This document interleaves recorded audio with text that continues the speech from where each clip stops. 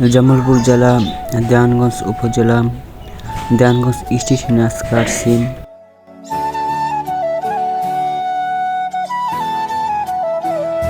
দেওয়ানগঞ্জ স্টেশনে থেকে যাব জামালপুর।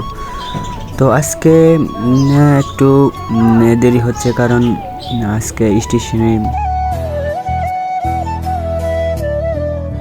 তো এখন আছি দেওয়ানগঞ্জ স্টেশনে। তো আমি আর কাউসার আসছি। তো কম্পিউটারের ইঞ্জিন নষ্ট হয়েছে, এই জন্য দাঁড়ায় আছি কখন ঠিক হবে। তো আমরা 1 ঘন্টা দাঁড়াই আসলাম এই জায়গায়, তো এখনো ঠিক হবে না,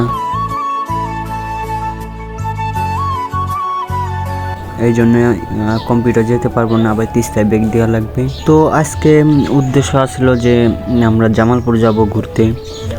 তো ইসলামপুর থেকে যখন দেওয়ানগঞ্জ আসলাম তিস্তা দিয়ে, আমি আর কাউসার এই পাশটা আইছিলাম তো ইঞ্জিল দেখতে। তো ইঞ্জিল নষ্ট হয়েছে, এজন্য একটু দেখতে আইছিলাম।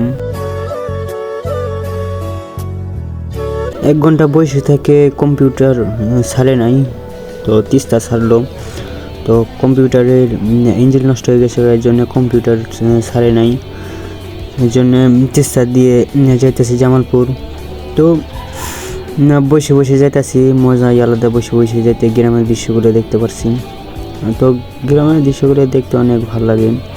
তো অনেক টাইনে গেতেছি ট্রেন, কারণ ট্রেন না টাইনে গেলে আবার লেট হয়ে যাবে, কারোর জন্য ট্রেনে গেতেছি।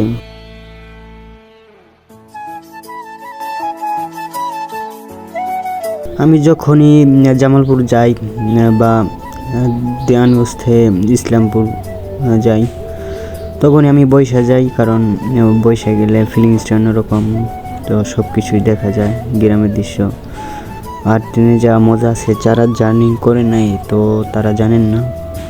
আর ট্রেনে যাওয়া অনেক মজা।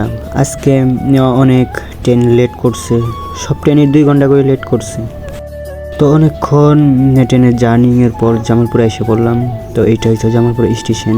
কম্পিউটারের ইঞ্জিল ময়মনসিংহ থেকে নিয়ে যাবে, তো বগি ওইখানে পড়ে আছে, ইঞ্জিল নষ্ট হয়ে গেছে, এই জন্য ইঞ্জিলটা ময়মনসিংহ থেকে নিয়ে যাবে। তো ভিডিওটা এই পর্যন্তই। ধন্যবাদ সবাইকে, ভালো থাকবেন, সুস্থ থাকবেন, আল্লাহ হাফিজ।